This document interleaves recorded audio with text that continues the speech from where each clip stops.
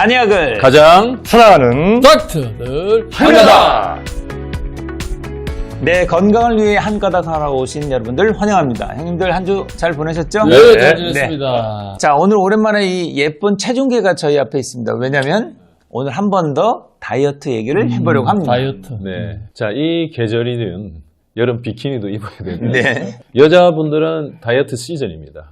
그래서 한의원도 매년 다이어트를 반복적으로 하러 오시는 분도 많은데 평소에 체중 관리를 잘하면 그럴 일은 없겠죠. 벼락치기로 하는 그런. 그러니까 보통 여름철을 앞두고 환자들이 속성으로 하기 위해서 한의원에 확 오는 시기가 요 시기잖아요. 그죠? 네, 맞습니다. 근데 문제는 이렇게 너무 급속도로 무리하게 살을 빼다 보면요. 분명히 건강에 무리도 오고, 그죠? 요요도 쉽게 오지 않을까요? 예. 저는 16년 전에 해독해서 10kg 뺀 살을 지금까지 요요 없습니다. 형님도 옛날에 110kg 이상을 안 드셨다는데 지금 요요 없이 잘 관리하고 있지 않습니까? 관리 잘하고 있어. 사실 그동안 우리가 여러 다이어트법들이 나와서 유행하고 또 그 단점이 또 생겨서 또 끝나고 그렇게 되면 또 새로운 다이어트법이 나오고 이런 것들이 계속 반복되고 있는데요. 최근까지 이슈가 됐던 게 우리가 실제로 저탄고지 다이어트잖아요. 형님들은 이 저탄고지 다이어트에 대해서 어떻게 생각하세요? 저탄고지 뭐 어떤 면에서는 네.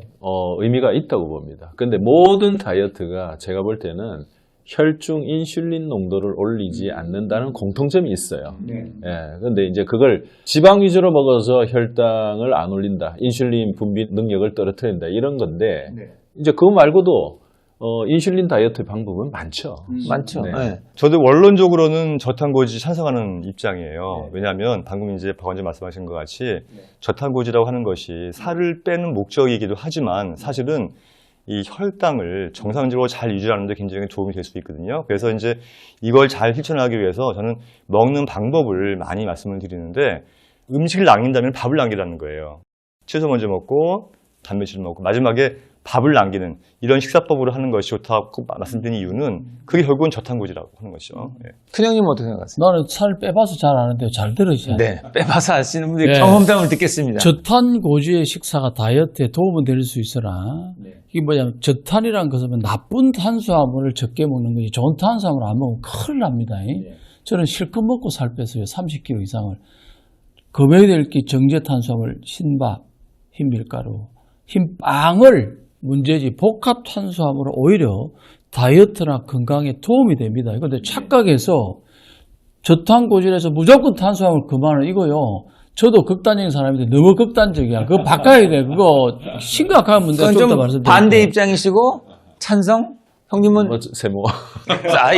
이 명확하게 해주세요. 이 찬성 반대 한번 어떻습니까? 예, 일정 살 빼는 방법에서는 저는 찬성입니다. 찬성이죠. 예. 저는 약간의 이제 저는 부정적인 견해가 있습니다. 왜냐면 그때 이게 아마 기억나실 거예요. 지방의 누명이라는 이 제목으로 그때 방영이 한번 M본부에서 이제 방영이 되고 나서 전국에 버터고 뭐고 다 동났어요. 그렇지. 기억하실지 모르겠어요. 예, 그러면서 잘못된 인식을 어떤 것이 심어졌냐면 지방의 누명, 지방이 괜찮다라는 인식이 가면서 어떤 일이 생겼냐면 야 이제 내가 마음대로 그냥 삼겹살도 먹고 튀김도 먹고 이렇게 인식이 잘못된 것도 마이너스성이 크거든요. 그래서 저는 그런 것들 때문에 조금 반대 의견을 표하고요.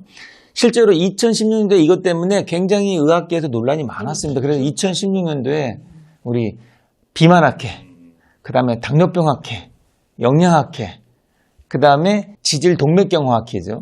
예, 이런 학회들이 모여서 최종 발표한 내용은 뭐였냐면 탄수화물, 지방, 단백질을 균형적인 식사를 적절한 칼로리를 섭취하고 소비하는 것이 어쨌든 비만, 심혈관, 당뇨병 이런 데 건강 유지하는데 필수적이다라고 공식적으로 발표도 했었거든요. 그래서 이 저탄고지를 강조하는 이유는 너무 안 좋은 탄수화물들을 많이 그렇지, 드시기 때문에 그렇지. 그걸 먹지 말아라. 우리가 충격요법이라 생각하시면 돼요. 그러니까 이제 환자분들이 약 먹을 때 원장님 한약 먹을 때 술 마셔도 됩니까? 제가 한 잔 정도는 뭐 이렇게 하잖아요. 그거는 정말 괜찮은 줄 알고 엄청 마셔요. 그래서 제가 한약 먹을 때 술 마시면 죽습니다. 이래야 이제 안 마시거든요. 저탄고지는 그런 의미로 생각하시면 돼요. 아, 죽습니다까지 얘기합니까? 와, 좋아진다. 형님 이미지와는 너무 과격하신데요? 그런데 우리가 다이어트 역사를 보면 7, 80년대는 통곡물의 야채 과일이 비만 관리에 가장 좋다고 했습니다. 그 뒤에 90년대 애킨스 다이어트.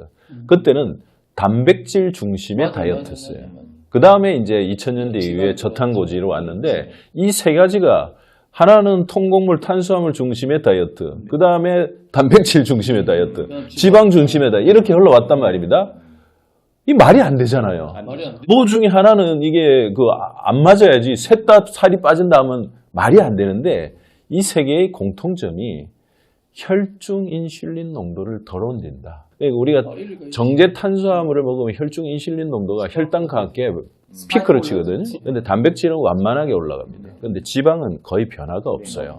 그래서 이 혈중 인슐린 농도에 따라서 우리 몸이 살이 찌고 빠지는다는 사실을 알게 된 거죠. 그러면 3대 영양소 중에 지방이 혈중 인슐린 농도를 가장 덜 올린다에 포커스를 맞춘 게 저탄고지입니다. 근데 이게 체중 조절에는 도움이 되는데 좋은 지방, 나쁜 지방 구별이 없어요. 맞아요. 이게 문제입니다. 그래서 저는 저탄고지 하신 환자분들 3개월 이상 그 식단을 하신 분들 혈관이 망가져서 오는 경우를 대단히 많이 봅니다. 그러니까 체중 조절하려다가 혈관 망가진다. 아니, 이게 저탄고지의 근데 아까 가장 뭐 맹점입니다. 저탄고지에 약간 세모였다가 찬성도 돌았다. 지금은 뭐 반대하시고 나보고 감나세요 이게. 회색 분자라고 나를 몰아세우잖아요. 체중 조절에는 도움이 된다 이 말이었습니다. 지방을 먹더라도 좋은 지방을 먹어야 되는 아, 거고. 그것도 좋은 말이야. 좋은 탄수화물 생각이야. 먹더라도 좋은 탄수화물 먹어야 되고. 근데 실제로 형님 얘기하신 이 혈당 관련 이런 얘기가 나오고 인슐린 저항성 얘기 나오면서 또 요즘에 유행한 게 뭐냐면 또 저탄고지 대신 혈당 다이어트가 또 유행하고 있거든요. 자, 이거에 대해서 어떻게 생각하세요? 그러니까 이게 이제 24시간 혈당계를 차고 내 음식을 먹어보면 정말 혈당에 대한 혈중 인슐린 농도에 대한 통찰과 직관이 저절로 생깁니다. 아, 이거는 괜찮겠지 하는데 피크를 찍는 것도 많고, 이거는 엄청 오르겠지 하는 게 많이 안 오르고, 그러면서 스스로 식단 관리를 할 수 있는 엄청난 팁을 줄 수 있는 게 24시간 혈당계라고 나는 봅니다. 그래서 식생활이 안 좋은 사람들 우리 한의원에서도 리브레라는 혈당기 이 한 보름 한 달만 차도 내가 아무리 잔소리하는 것보다 자기 스스로 확인하면서 피드백 받는 게 가장 빠르더라. 그런 면에서는 나는 찬성입니다. 아, 좋습니다. 저기 정말 중요한 이야기였었는데 암 환자들이요. 우리가 이제 암 치유를 위해서 노력을 많이 하는데 제가 이제 어떤 표현을 하냐면은 암과의 전쟁은 혈당과의 전쟁과 똑같다고 말씀을 드리거든요.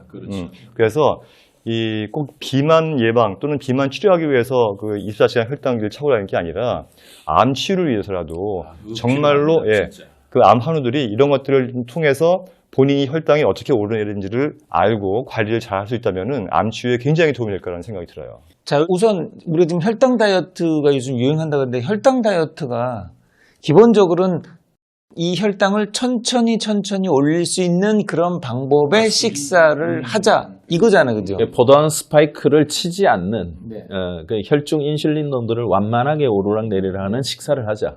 이제 그거죠. 그 구체적인 방법이 어떤 거죠? 자, 혈당 다이어트를 한다. 저는 환자분한테 늘 강조하는 해독 식사법의 핵심이 반찬을 밥처럼, 밥을 밥찬처럼. 그럼 이러면 짠지, 장아찌, 젓갈, 김치, 찌개국 드립다 많이 먹고 밥은 요만큼. 이거는 최악의 식사법. 염분은 엄청나게 많이 먹고 탄수화물 이건 아니고 가능한 조리되지 않고 양념 많이 하지 않은 야채버섯 해조류를 1순위로 많이 먹고 두 번째가 두부계란, 세 번째가 고기, 생선, 해물, 마지막 밥, 빵면, 밀가루, 떡, 감자, 고구마, 옥수수, 과일, 설탕 같은 탄수화물 전분 당분은 반찬처럼 조금만 먹어라. 근데 그렇게 그거 순서도 다 먹으면 많잖아요? 많이 먹어도 살 안 쪄요. 많이 먹어 살 안 찐다? 아니, 그런 식으로 먹으면 살 안 쪄요. 이게 우리가 파리지엔느 여자는 살 안 찐다. 이게 서양의 코스 요리가 식전 빵만 빼면 완벽합니다. 이게 크림 듬뿍 들어간 이 스프가 혈당 스파이크를 거의 치지 않아요. 우리나라 죽은 혈당 스파이크가 많이 칩니다. 이 크림의 지방이 좀 잡아주는 거. 그 다음에 샐러드 먹고 고기 먹고 파스타 먹고 마지막 디저트 먹고 그렇게 2시간 정도 천천히 먹으면 혈당 스파이크만 치지 않으면 그게 2000kg라도 살이 잘 안 찌게 돼 있습니다. 우리 몸은. 여기서 중요한 게 나왔는데 마지막에 천천히 먹으면 이런 말이 그렇죠. 나왔잖아요. 2시간 동안. 이게 중요한 거예요, 이게. 이게. 그런데 천천히 먹더라도 최종 총 먹은 총 열량량이 매우 높고 소비를 못하면 얘는 문제가 될 수 있죠. 그런데 그거는 그 총량 불변의 맥주는 있습니다. 그런데 똑같은 2,000kcal 그렇죠. 이제 정제 탄수화물을 먼저 먹고 많이 먹고 그래서 포도당 스파이크를 칠수록 그건 거의 대부분 살로 간다 보면 음식 순서를 이렇게 하거나 천천히 먹게 되면 똑같은 2,000kcal에 비해서 훨씬 덜 살찐다 이거죠. 안 찔 수는 없죠. 많이 먹으면. 내가 이어서 정확하게 잡아줄게. 정리를 해줄게. 칼로리도 나오고 뭐 탄수화물, 지방, 뭐 단백질 나오는데 진짜 중요한 걸 까먹고 있는데 뭐든지 요즘은 균형이에요. 균형. 근데 너무 극단적으로 탄수화물 제도 없고 지방도 제도 없고 단백질도 제가 없어요. 그런데 인체를 보면은 이게 다 필요한 절대 영양소예요. 이게 절대 영양소 좋은 영양 들어오면 무조건 살이 빠집니다. 그 다음 운동하고 스트레스 관리하고 하면 되고 그 다음에 더 중요한 거는 음식이 들어오면은 소화가 중요하고 흡수가 중요하고 배설이 중요한데 그걸 잊고 있어요.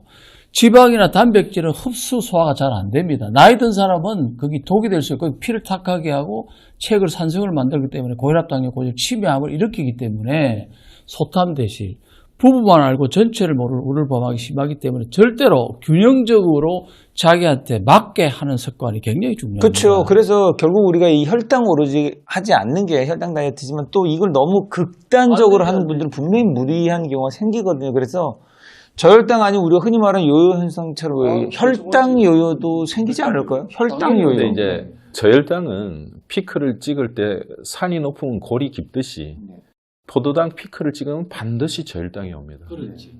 근데 이렇게 혈당 스파이크가 치지 않으면 저혈당이 오지 않고 거짓 식욕도 생기질 않아요. 그래서 포도당 스파이크를 팍 쳐서 저혈당으로 떨어지면 허겁지겁 혈당을 올리기 위한 거짓 식욕이 반드시 옵니다. 이게 불필요한 음식을 먹기 위해서 또 살이 찌는 악순환이 되거든요. 근데 혈당 스파이크를 치지 않는 좋은 올바른 식습관에서는 배고픔에 대한 내성이 엄청 강해집니다.